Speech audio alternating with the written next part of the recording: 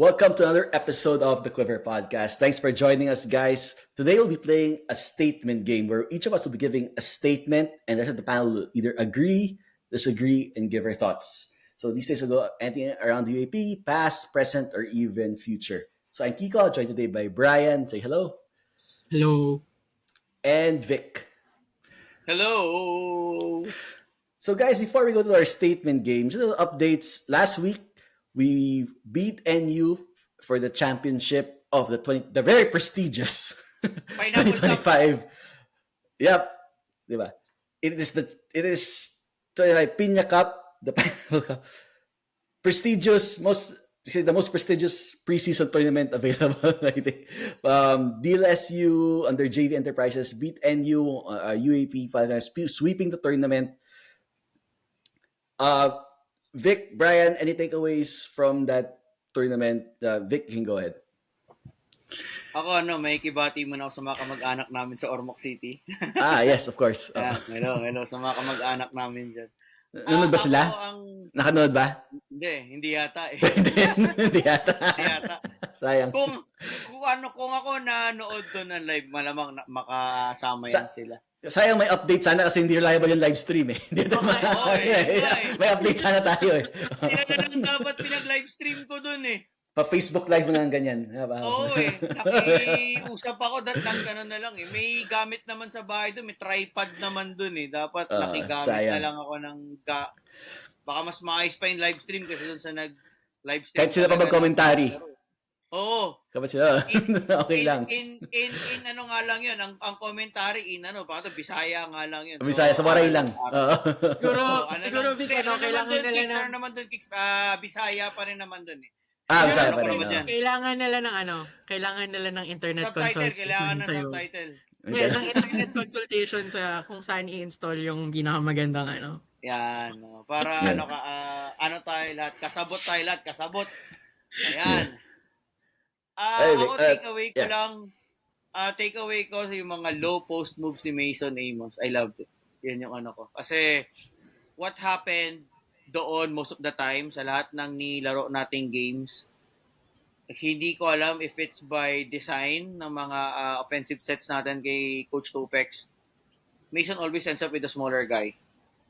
And unlike before na he will face up and attack, try to shoot a jump shot. Ngayon, iba na yung atake niya. Medyo dinidik-dik na niya ngayon sa poste, which is, yun yung sinasabi ko from when he joined us, na I really want to see him more in the low block, na bumabakbak na mga mas maliliit na nagbabantay sa kanya. Kasi chances are, kung ganyan yung mangyayari this season 88, I would really love him to attack from the post, make a reaction from the defense, maka-attract ng double teams, and once may dinodouble ng tao, sure may open man.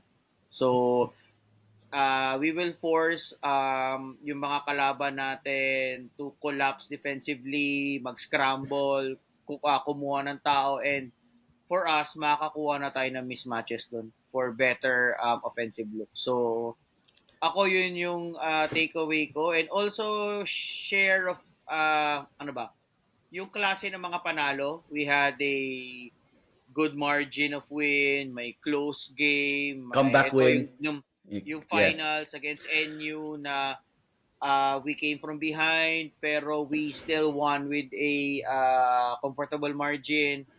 And add to that, nung finals, I think we led by double digits. Pero nakahabol pa rin yung NU, but in the end we showed our composure natin to make crucial stops and crucial baskets to pull off with this championship. So yun yung mga takeaways ko dito. And going back to your point on Mason, Vic, he said he left Ateneo. One of the reasons he left Ateneo, he didn't want to be a center. But now he has developing slow post moves with us, di ba? And then pagdasal, really yung Morris Cultura, well-rounded development yan. Really yung Morris Cultura and post moves. That's what we get. Yes. Brian, looking back, we struggled against NU last year. Remember, if they lost their FSA in the first game, but that was a close game. Second round, natalo tayo. It was not bearing for us, but hirap tayo. may pagka-kontrapelo, we have kontrapelos on this show. May pagka-kontrapelo si NU sa atin. They always struggle against that team. 2 wins against them in this tournament. If we're playing them Wednesday in the Phil Oil League, lang sawaan with NU. What are your thoughts on beating a team like NU? You know, give us some problems in the coming UAAP season. Awan ko ba sa NU? Parang maraming umaalas dun lately so baka medyo unstable yung camp nila now. I guess that's a factor. Confirm, deny, will never be sure, but I'll guess na ganun yun. I think NU, when you see their team, ano sila like what Vic said, may mga mismatches ka makukuha doon. But at the same time, they can also make that take that advantage pag hindi natin nabalasa yung cards natin properly. So it's important for players like Mason Amos, even our smaller players like sina Cortez, Baclaan, to find those advantages that we have in the roster. Kasi for example, Kian Baclaan is familiar siya sa system ng NU, familiar siya with how others play sa NU, but at the same time, alam din, kabisado rin nila siya eh. So I think for them coming into this season, NU is a team that they would have to take really seriously kasi this NU team, they have a lot of mobile wings that can hurt you if you don't apply pressure or if you don't take advantage of mishaps. I guess if I look at this NU team, pound for pound, Mike Phillips parang FSA lang yun nila yung makatapat sa kanya. The locals, I think Mike Phillips should win any matchup there. But crucial yung wings and we saw a glimpse of that na din sa 3x3 even if it's a different dynamic of a game. So that's promising that we have the know-how to beat NU kasi it will come in good stead in the season. Pwede rin naman paghugutan niya ng NU, which is the other side of the coin. Sabihin na Lasal kept beating us in the preseason. So maybe this is the moment we finally get one over them. I remember last season in the Phil Oil, actually, we played them in a non-bearing game pero tinambakan nila tayo nun. And even the Asia Basket recently, it was a parang neck game. Close game. Yep.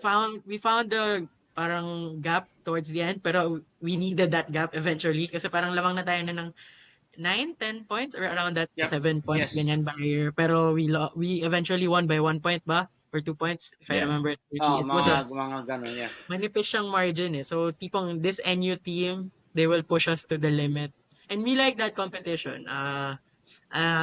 Nagtaka nga ako last year how NU fared poorly. I think it's losing a vital cog in their lineup that kind of lowered the morale of the team. But they had some big wins. Yeah. But they had some big wins too last year. Yung second round, nakakaano sila against the bigger teams. So it showed. Pero yung mga talo nila no first round, so what came to haunt them kasi it was a close loss to Adamson, UST. So Lasal, diba? Kevin Cambauti. Yes. I think every loss they had, FEU then, I remember that FEU was also a tight loss for them. So this NU team, deceptive yung record nila last year. I think their record is worse than what they really are. And agree. And the injury really hurt them. Yeah, so this season they'll look to rectify that. Alam naman natin na last year we were looking at NU as a Final Four team. We all got that wrong. So cannot really take NU lightly, even on Wednesday. Yeah. So we'll see how it plays out against NU on Wednesday, and we'll see if they really are a threat to us. I think they are come UAP season. Okay, guys. Now let's go to the statement game. So each of us will read out a statement. There's the guys who have to either agree, disagree, and explain why. And I can start, guys. Sticking with basketball, men's basketball for this season. LaSalle has the best incoming class in men's basketball, meaning arrivals, whether that's recruits, whether that's transferees. Vic, thoughts? Agree, disagree, or? I think, natin for the viewers, best incoming class, which means kasama sina Jacob, no? Hindi pa, basta when we say incoming, yung mga maglalaro na. New players coming into the team this season. Hindi pa kasama yung mga nakatago na nag-aano pa ito. No. Incoming to play. Wala. Ayaw ko, hindi tayo nagtatago nun, di ba? Hindi ko alam yun. Wala. Ganun na lang. Maghanap tayo ng mga lumalapit daw sa atin. Ayun. That's the key. Ganun yan. Ano ngayon yung according to yung mga friends at Diliman, yun na yung process, application process na siya. Ikaw nalalapit. Alam mo, kung may lumalapit sa kanila, mga times 3 lumalapit sa atin. Yun lang naman yun. So, kung sinasabi nila may lumalapit sa kanila, mga times 3 yung lumalapit siguro sa atin. Anyhow, sige, best. Bigla ko napaisip. Mukha nga tayo na. Because I guess it's UP. That's the other contender, right, for incoming class with Ray Remogat. That might be the. For UP, it's Remogat. Sino pa ba? Remogat. Ateneo's their Phil-Ams. Their Phil-Ams from Ateneo. Yung mga one and done, no? Kasi yun, they're actually, hindi pa natin nakikita yung mga one and done nila eh. Tatago yun. Sa survey yata yun eh. Baka doon na nag-layover. Sa or if you follow their usual lines na nag-aaral kasi hindi pa season. That's the reason. Sa library, nag-aaral. Kalokohan yun. Alam ko, ano na sila ngayon eh. Summer break na sila. So, summer class. Advanced reading. Very advanced reading. Nag-advance sila para mas mabilis sila makagraduate. Nagtitake na sila ngayon pa lang kahit walang klase. Advanced reading. Sobrang sipag nila mag-aral. Yeah. Pero student athlete. Going back, God, baka tayo for now, kasi hindi, parang F1, parang provisional poll. Kasi, di ko pa nakikita yung mga one and done ni Ateneo. Yeah. Tapos UST, I think si UST may mga maayos din silang papasok. Si Eman Galman, si Michael Mara from CSB. Yeah. Si Moore. So, yung mga si Moore, yung mga Phenom boys, yung mga friends natin from Phenom, yung mga Phenom boys na nasa UST yan. So I think it will help UST's cause. So yun yung mga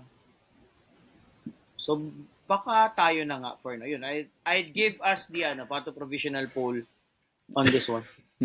Yeah, so it's Jacob, Kian, then we have the rookies Mason coming in. And Luis. Then the rookies coming in, right? So malay mo, meron pa. There are other surprises there that we don't know about. Brian, same for you? On paper, yes. And maybe even ITES, diba? And it's not just the four of them. Meron ka pang LeBron James, Daip, and Guinness. We are sure of committing to that.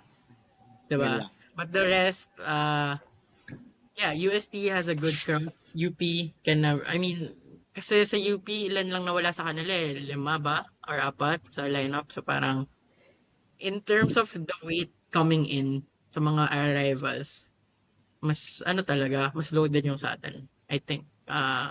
Unless, let's just say, magmala UE revamp yung Ateneo, 4 lang yung matira from last year and then puro one and done na pala yung players nila. Baka yun na lang yung pwede mag-topple sa weight na coming in. And so we have at least 6 new names, diba? And that's not even meron pang possibility for the likes of Sarmiento, Buenaventura to crack the lineup, diba? So about those 6, I think they can contribute right away. That's what I wanted to make the most about this class of incoming players. They can make an instant impact. Yeah. Medyo medyo interesting yung last 5 slots, last 4 to 5 slots. Kasi I think kung titignan mo lineup natin, parang may 10 ka ng reliables dyan eh. And then, hindi pa doon kasali si Kines and si LBD. Si LBD. Hindi pa kasama si Daip doon eh. So, if you include Daip and Kines, that's already 12. So, you have 4 left. So, interesting kung sino yung 4 na yun.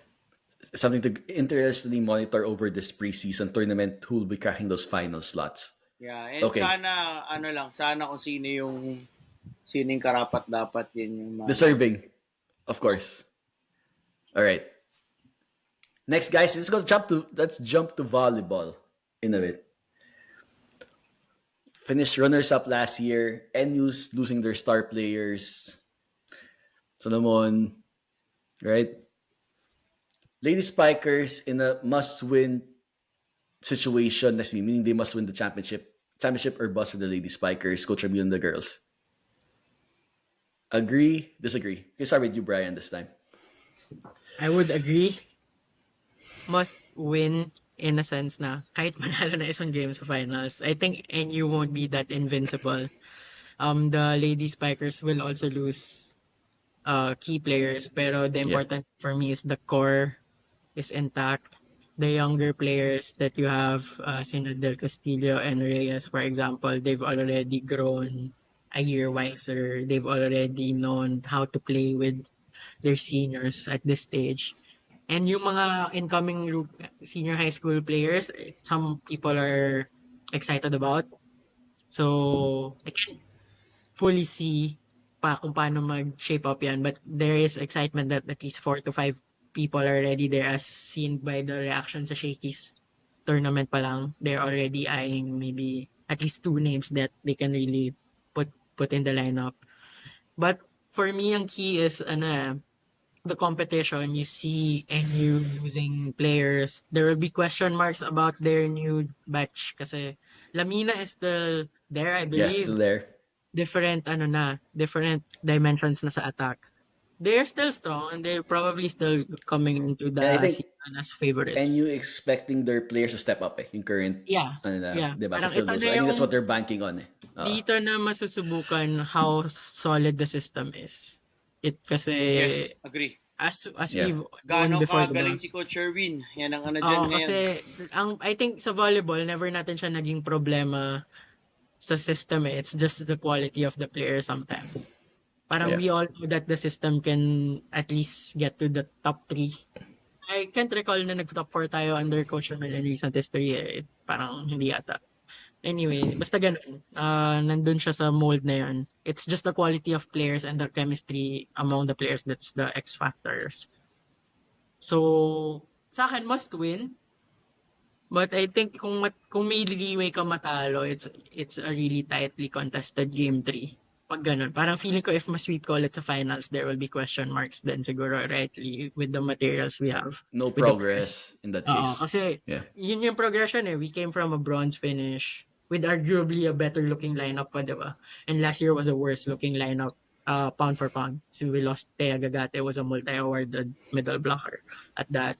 And let's say standouts sina Julia Coronel, nung nag-champion Mars Alba, Julina, Fifi Sharma, diba?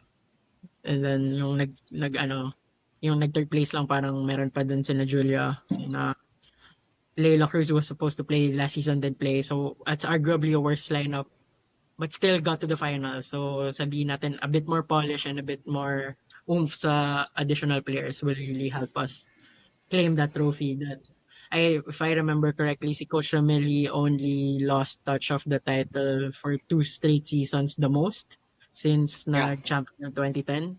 Parang 2010 to tas nakatatlong three-peat siya along the way. So it's due. I think yun yung term na gusto ko sabihin. It's due that the title comes back to LaSalle sa women's volleyball. But we cannot discount the opposition. A lot of ang different siguro, ang counter-argument lang is compared to those times, the UAP competitiveness in volleyball is much stronger now. Maybe 6 other programs you can say can lay claim to the title as equally as even NU does. Unlike last time na when it was LaSalle and Ateneo and maybe NU, UST dominating. Yung FEU, medyo alam mo na when their time is not that strong and when their time is strong. But now I think even them, they will see this opportunity na, we can do it pa. Parang mas to quote our friend from Ateneo, open season siya this time. But syempre, LaSalle and NU and maybe UST, may konti angat. Vic, slightly to go up tangent, also UST, new coach coming into UST, Coach Kung Fu. But he's out. He's also been announced as the coach of San Beda Volleyball. But interesting enough, he's still retained as their program director for volleyball in the juniors ranks. Quick, weird conflict of interest there. You see that? Parang Honestly, parang hindi Because rin naman. Kasi binanggit if I ko were rin naman UST, to eh. go Ah, ahead. Oh, if I were parang, UST, sige, go ahead. parang, paano ba to? Ah, parang wala rin naman kasi parang yun nga, pwede namang hindi naman kailangan ni Coach Kung Fu yung head coaching gig sa San Beda. So, feeling ko tinanggap niya yan kasi mag-free up din ng time since program head na siya ng UST. Ano bang hawak ni Coach Kung Fu na program head? High school lang ba or pati college din? Pati college, di ba? High school kasi, nasa UST pa siya. College lang yung bed. And then, program director siya ng UST, I guess, across the board na yan. Lahat, no? Which is From lahat. grade school to college. And anyhow, Pero may moonlighting siya sa Mendiola. Sa college. As a college coach. hindi, yun. Pero ayun nga, kasi tingin ko, free up din ng time yun eh. Na ang technically yan talagang hawak mo na lang is yung high school. And then yung hawak mo buong, kumbaga may free time ka eh. So, Pero I get it from his perspective. I get it from his perspective why it'll be okay. But kung ikaw yung school, if you're in Beda or you're in Yus's place, would you want your coach handling your juniors program and possibly bringing them over to San Beda seniors? Or San Beda, diba? Having these players... hindi. Ito diba? kasi yun eh. This is how I look at it. Sige. If you come to think of it, lahat ng nasa high school mo, hindi lahat yan college quality na pang UAAP. Let's face it. That's the reality of it. So ngayon, kung player ako ng UST High School, I have two options now. At least mas maganda for me. Pero I'm saying from the school's perspective, okay ba yon? Players fine, coaches fine. But from the school, is that an ideal situation? Imagine mo yung program director natin. Kasi feeling ko, alam ko naman ng UST yan eh. I mean, kung pinayagan nila si Coach Kung Fu to do it, then okay sa kanila siguro. Which is weird. Ako sa Lasal, I wouldn't like that arrangement kung Lasal. Oo. Sa akin naman, okay lang kasi hindi naman same league. So sa akin, okay lang. If I'm the sports director ng UST, wala namang issue sa akin. Basta ang anuin ko nun kay Coach Kung Fu, pag magaling sa atin, pag hindi, tapon mo sa San Beda. That's how I will do it if I'm the sports director ng UST. Is this similar ba sa situation ng Letran and UP with Oliver Almagro? Hindi ko lang kasi sure kung program director pa din siya sa UP eh. Diba? Pwede. Parang ganun yata yung nangyayari ngayon sa kanila eh.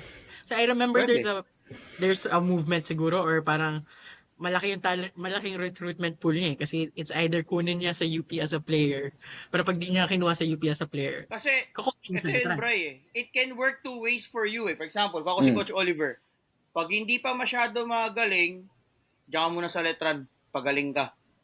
Tapos lipat kita sa UP. Pwedeng ganun yun eh. Which pwede ka magpagaling sa Letran and then mo sa UP. Yeah, which comes back to what Kiko is trying to look at. Okay siya from a player and coach perspective. Siguro ang question mark na lang. Siguro the school. Yeah, the schools. Baka. The school, for example, I think for the perspective ni UP, wala silang choice. Kasi SGA yan eh. Do they want to be that strict and at the process mawalan sila ng financier? Are they willing to take that sacrifice na sa sobrang UP lang dapat? Are they willing to lose Boss Frank Lau in the process saying sige, di bala kayo sa buhay niyo. I can easily if for example ako si Boss Frank Lau. Sige, bahala kayo sa buhay niyo. Kung yan yung gusto niyo, ako. Gusto ko hawakan Letran tsaka UP. Bahala kayo sa buhay niyo. Kaya bang sikmurain niya ng UP at this point na lahat nagko-compete sa women's volleyball and then hindi ka makakompete kasi wala kang financier? So that's the question that Coach Bo Perasol probably has to answer. No? Kung okay ba sa kanya yung gano'n na maging strict sila pero si Boss Frank ayaw niya ng ganun. Interestingly enough, SGA backed yung UST High School and yung UP na college. So, that's another dimension into this. Some of the uniqueness of Philippine sports. There's of backers and financiers. Lots of gray areas there. among the school Yes. colors. Sure. Okay. All right. Next topic. Brian, want to take Yes. the next one for your next Yeah, so statement? we talk about the men's basketball and women's volleyball. Top commodities of the UAP. I think pag sinabi mong UAP, those two events really come to mind.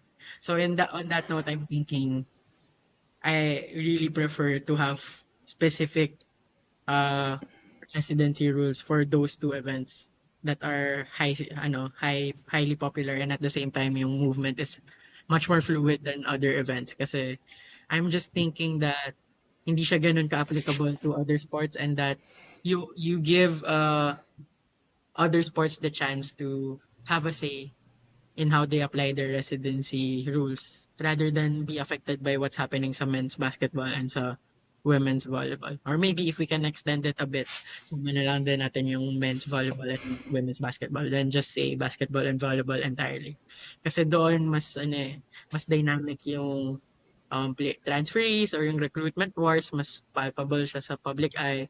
Whereas, let's say, a taekwondo player, a judo player, or a chess player, if gusto lang nila lumipat ng school out of many reasons that are probably similar to basketball and volleyball except for the exposure part, na hindi sila masyado napapanood. Kasi, to me, iba rin kasi, di ba? Hindi na, magkaiba yung dynamics ng recruitment and ng admissions, yung pagsali mo sa teams, doon sa sports na hindi ganun pa laki yung funding. Let's just say, that's the truth about it naman. Compared to women's volleyball and men's basketball, parang minsan mas may incentive nga magstay ka sa college than to play elsewhere, di ba? And when it comes to the luxury of being afforded to, hindi mo pa siya full-time job, but at the same time, parang you're getting a lot of training, some would say it's semi-pro or professional setup na, di ba? Pero hindi cannot say the same with softball or with lawn tennis even. Parang I think mas sila mas nandun yung spirit of amateurism that people are more familiar with when we say that word. Mas amateur sila.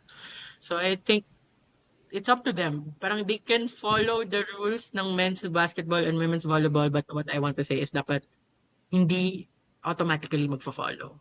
Yun yung argument ko dun. Sige, Vic, go ahead. Take this one.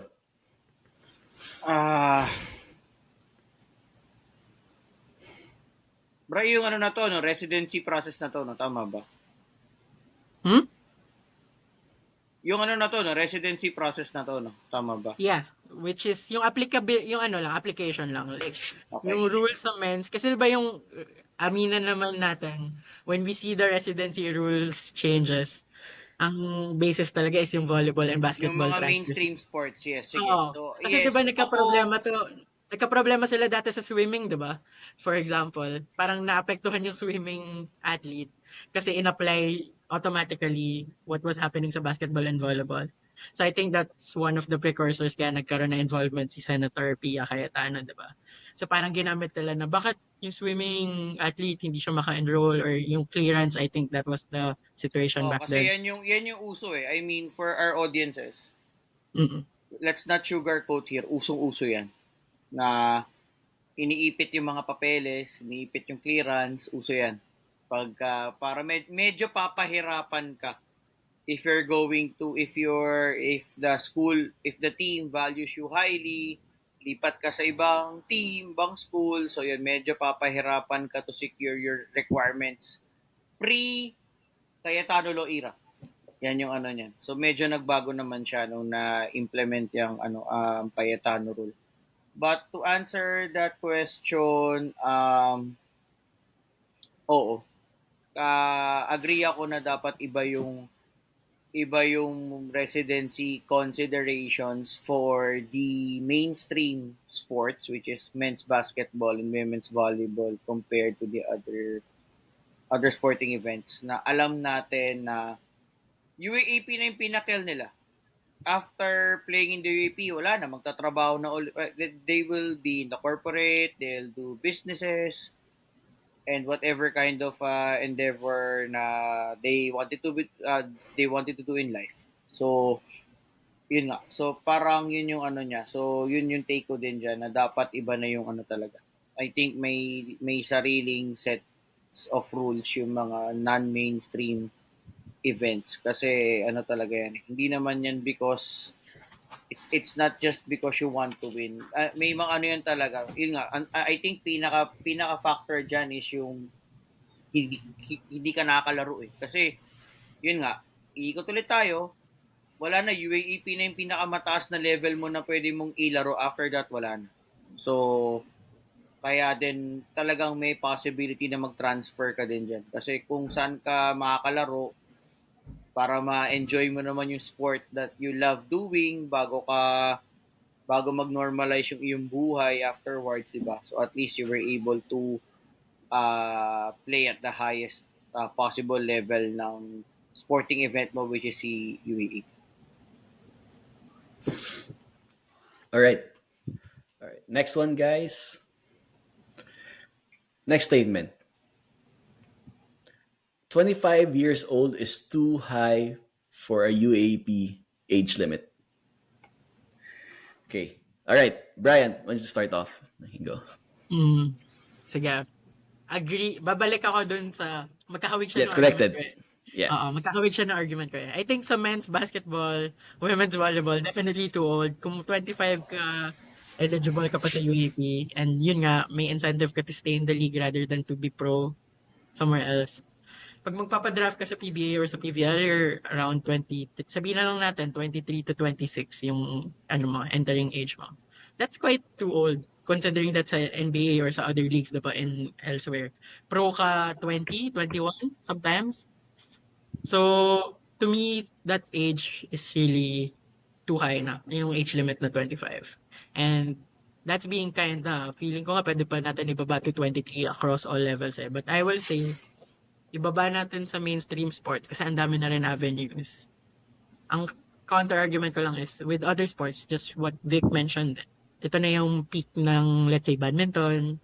Kasi I think only the national team level athletes will get to play Yun. the sport again after UAP. Afterwards. Pag hindi ka national team level talent, which admittedly, marami yan, majority sila, they can still enjoy the league na good level. I saw one example of this. Si kaibigan, kakilala natin to, nanonood din ng game. Si Timo Michiko.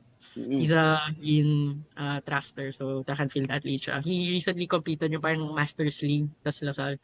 So parang I saw one of the captions sa mga sinishare nila sa socials na it's the first time they competed after 15 years. So that's just going to show na yun na lang talaga yung nilalaroan nila dati, and then ngayon meron na lang mga recreational events that they organize among themselves. So I guess for those disciplines, okay lang sa akin na kahit 25 yung maximum age limit na lang. But other sports, pwede pa ibaba eh. Just to encourage. Yung ano rin yan eh. Madi-discourage din yung stockpiling ng talent. Kasi may ticking time bomb din yung age limit ng players. Whether basketball or volleyball. And hindi mo pwede sabihin na kawawa sila kasi may opportunity sila elsewhere na maglaro. But for other sports, I would say, yeah, let them enjoy the UAP. Let them enjoy the NCAA. Kasi more often than not, that's their peak na in the sport. Yeah. Slightly different perspective from me. Well, I do see your point about these other sports. I think UAP being a college league should reflect the age and quality of college students. College students stay in college at 21, 22. So I guess to have a college league, I think maybe 23 makes the most sense. It's weird having 24, 25 year olds playing in the college league. I see in my, but at that level, basketball prime, I mean, in your prime, dapat nasa pro leagues ka na. If you're 25 playing a different sport, you're too old to be playing with these college kids at that age of 25.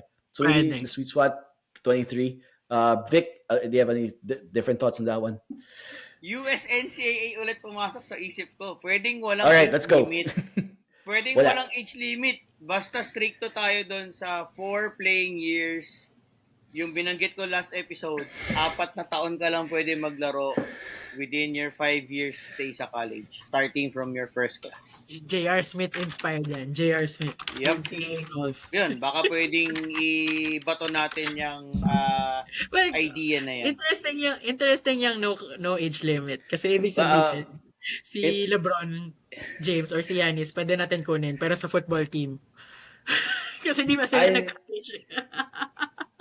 Yes, technically pwede. Basta hindi basketball.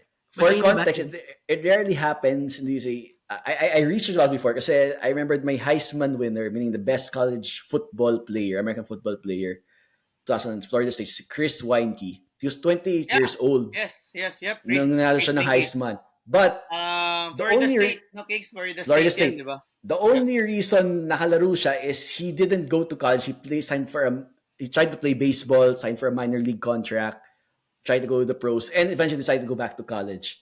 The thing of the US NCAA is, if you're a good enough player, at age 18 to 21, makakalaro ka na ng college. This is a unique case. Knowing how Philippine sports operates, if we have a no age limit rule, mag-recruit tayo ng probinsya, 30 to 8 years old, maglalaro yan sa college team. Yan ang mangyayari dyan, magkakahugot. Parang yung high school lang yan, yung mga accusations pag high school, yung overreach yung kalaban. Oo, di ba? Kainom ng tatay ko yan Di ba? Yung mga yan sa nag-high school. Yung mga gumagraduate ng adult high school, eligible sa Adult high school. Exactly. Di ba? So, mangyayari, stockpiling yan. Okay upo ka lang 7 years, pag 25, ilalaro ka na namin. Ganon yung mangyayari dyan. Knowing Philippine sports. I can see it happening. Upo ka ng 7 years. Pwede yan gawin, tapos buhayin natin yung Green Archers United. Tapos sa football natin siya gawin. Baka mag-champion na tayo ng marami pesos. Kung may sweldo ka, di ba? Stockpile mo lang, di ba? May sweldo ka, pay is good enough. Grabe yun Upo ka na ilang taon, no? Tapos maglalaro ka ng 26 years old ka. Diba? Hinog ka na. Hinog na. Pero alam mo, medyo siya, funny to look at. Kasi sa USNCAA, di ba, walang age limit. Pero when Correct. you play, hindi ka rin angat maglaro Di ba, Kicks? Yeah. Hindi ka rin angat maglaro Even if you play 27, 28 years old.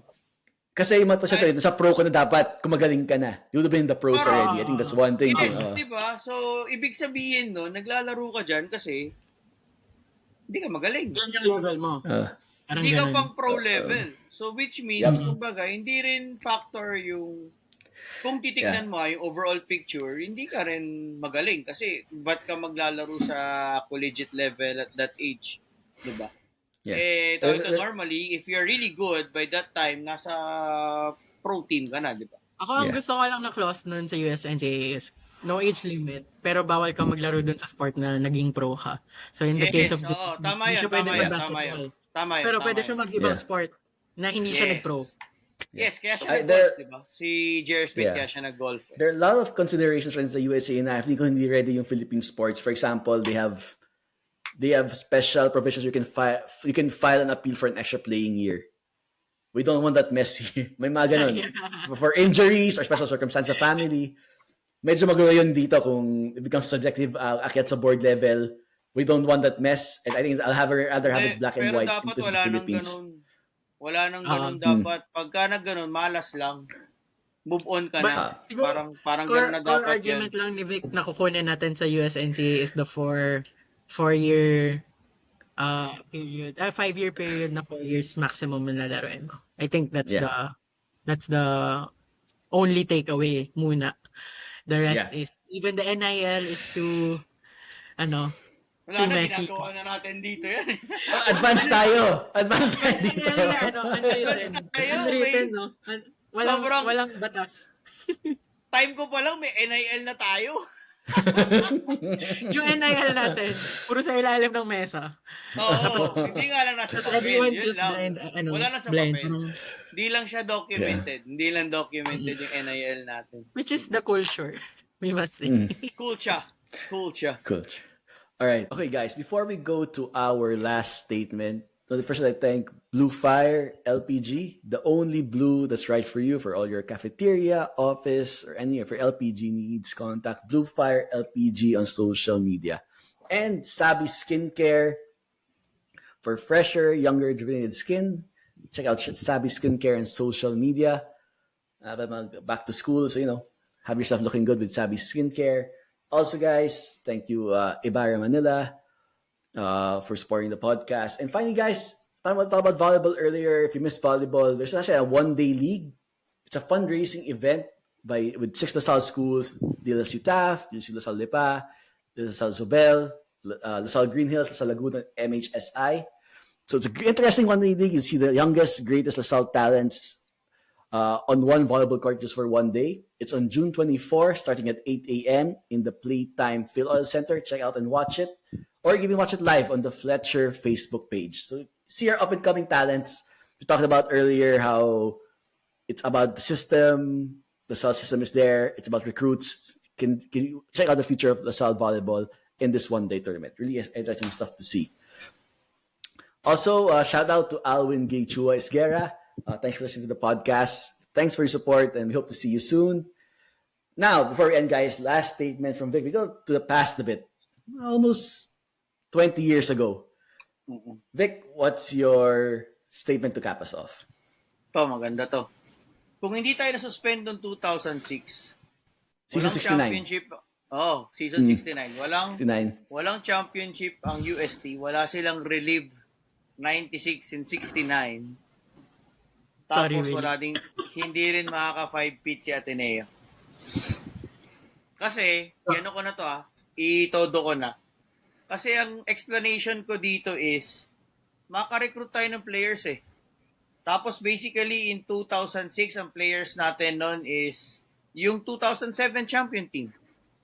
Tapos, the next year, yung 2008 na finalist natin, lalaro sila ng 2007, malamang baka nakarecruit tayo ng someone na makakatulong kay JV and kay Rico. Yun yung ano ko doon. That's the reasoning there. So, tuloy-tuloy yung ating And Rico might have stayed another year, 2009 pa nga eh. If Yes. that's, if, kung Yes, the most situation probably. better, di ba? So may continuity, Correct. tama Vic, that's what you're saying, no? Correct. Yan siya. Kasi ang daming walang recruits tayo na that gap year. Oo. Na we Kasi- couldn't ask people to sit for a year. Si Atkins lang kasi po, yun no? naman That's talaga only yung totoo, Atkins. yes. Si Atkins lang. Si Simon lang talaga yung sige, okay ako mag-sit, maglalasal ako. The others that we approach, yun lang, talagang, sorry, we don't want to sit out for 1 year, we want to play na, which is understandable din naman, Yeah. di ba? Definitely. Pero, yun nga, on the assumption na hindi tayo suspended noong 2006 at nakakapaglaro tayo, iba ang kwento definitely. If we got those players into our fold, iba ang takbo ng kwento. So yun, that's my throwback statement game na Ang question ko lang is, final year ba ni JV yung 08? Or eligible pa ba siya? ano na, magiging 2007 ang final playing year Final niya. year niya. Yun nga, oo. Uurong siya. And then si Rico, 08 ang final year niya. Yes. He had, and dapat may 09 pa siya, but he Yun moved nga. on to, Nag-ano siya. Tapos na, parang think hindi na niya tinuloy. Yeah. Kung, 14 batch if, kasi yung nawala ng backbone. Yun ang gist nito noon. Na they all came in young, and aside from Simon Atkins and maybe sina Bader, sina Ferdinand, parang kulang eh. Like they needed 1 or 2 more experienced heads that we missed no 2006 yes, suspension. kasi hindi tayo naka-recruit eh. Kumbaga, wala tayong veterans. We didn't have those much needed veteran support ng 2009, 2010. On those years na, 'di ba, hindi tayo nakapag-recruit kasi yun yung effect. Pagdating ng 2009, 2010, wala. Hirap tayo maka-recruit. Kumbaga, nag-suffer din yung team kasi yung veterans dapat na ni-recruit mo ng 2006, sila dapat yung mag-lead ng team ng 2009 and 2010. Alam mo, I can sound like a broken record, but first of all, mag-agree ako doon. That totally makes sense. At least alam natin na hindi champion yung UST because paper, we can at least challenge them. Kung mag-champion sila, then that's kudos to them. Oo. And Cinderella run yun eh. Cinderella run si USC kasi hindi nun. nga sila top seed nun. I think they upset UE, and then they Yes. upset Ateneo. They diba? were, Bri, I think they were 6-6 entering the Final Four. Exactly. 6-6 sila. So, yun, nandun sila sa territory na parang it could have been them na nag-miss ng Final Four instead of FEU, if I remember correctly. It was just 12. Correct. So, yun time na. Sayang si Jonas Villanueva. No? Dapat naglasal na lang siya. Oh, yun. Dapat That's naglasal an na example lang of a siya. player who could have, diba, suited up for the green and white diba? in 06. And marami pa yan. Kasi Tingnan pa rin. FEU was ubos after 2005. FEU was Oo. so ubos entering 2006. Kaya hindi rin sila And nag-final mas- for ng 06. And mas maganda yung itsura ng team na if hindi tayo suspended, mas maganda yung itsura natin ng 2006. So maybe, yan, mas bagay siya. Yeah. If Ako, I we would play agree. for us. Tapos isisingit ko na lang din yung sasabihin ko na naapektuhan din yung ibang sports. Like, I think si Coach Remel yung Oo. volleyball program niya naapektuhan. So, Correct. Yep. sana kung nag-suspend yung UAP nun, sana yung men's basketball lang talaga yung sinunod. That was idea, but UAP had this clause na required sports yun in men's yan. basketball, Oo. volleyball, which is totally Which- outdated, another- archaic rule na Hindi ako agree dun eh. it should get done. Actually. Same. Kaya kailangan i-revisit Hindi ako talaga okay eh. dun. Kailangan i-revisit yung system. I mean, maraming ways talaga to look at the landscape. Let's just Yeah. say. Yung ganun. Ano tayo, I guess it just shows how much of a Catholic school we are. We exempted ourselves from season 69. Bad yun. But I agree. Sorry, Willie. I agree. Sorry, Willie. I agree with Vic. It would have changed the landscape. I'm not sure if timing right. Baka hindi nag-5-peat. They might have gotten one kasi yun yung peak ng MVP recruitment. I think they might have gotten a championship or two with that kind Oo of core. naman. Maybe. I think they would have. But kung 5-peat, baka nga mas na-challenge pa natin. Kasi ang lean years yan eh. From after 09 onwards, lean years, which you're still feeling the effects kahit sa ano sabihin. Yung college years ni Kiko.